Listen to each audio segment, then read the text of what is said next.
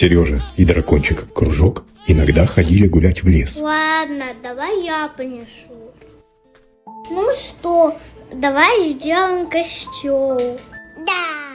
И Сережа с дракончиком насобирали дров. Кружок даже пытался притащить большое бревно, но у него не получилось. Сережа зажигает костер, но он тухнет. Что такое? Сережа пытается зажечь спичку, но она гаснет. Эх, да что такое? И тут дракончика озарила идея.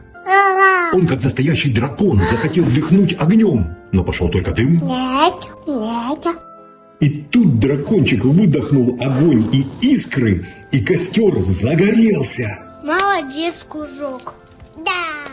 Иногда помощь приходит оттуда, откуда не ждешь. Ага.